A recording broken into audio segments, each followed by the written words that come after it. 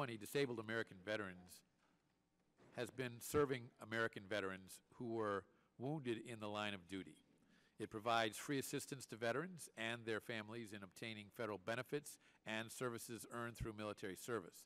It represents the interests of disabled veterans, their families, their widowed spouses, and their orphans before the federal, state, and local governments. And it provides a structure through which disabled veterans can express their compassion for their fellow veterans through a variety of volunteer programs. The organization received a federal charter in 1932. DAV is seeking enactment of HR 1755, which will facilitate DAV in its fundraising efforts, as the organization explains.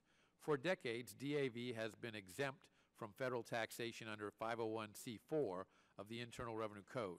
Donations to most 501c4 organizations are not deductible for income or estate tax purposes.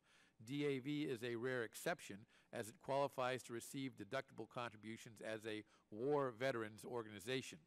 Many donors, even sophisticated donors, believe it incorrectly that charitable deductions are available only for gifts made to a 501c3 organization, more commonly known as a public charity. We believe that this misconception has been limiting DAV's opportunities to gain corporate support and major gifts, including bequests. There is no doubt that DAV's activities of service to wounded and disabled veterans would enable it to qualify as a public charity exempt from taxation under Section 501c3 of the Internal Revenue Code. To achieve that designation, the organization needs to make application to the Internal Revenue Service. The application requires that certain language be included in the organization document, which in our case is the federal charter.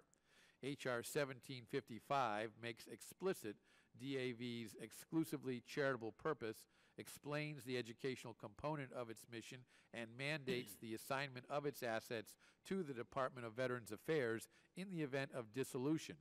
Inclusion of these provisions in the charter will simplify greatly our conversion to C3 status. We can help the DAV carry out its vital mission through this legislation. I commend Representative Miller for introducing the bill and urge my colleagues to support it. And now I'm pleased to recognize our ranking member, Mr. Conyers, for his opening statement.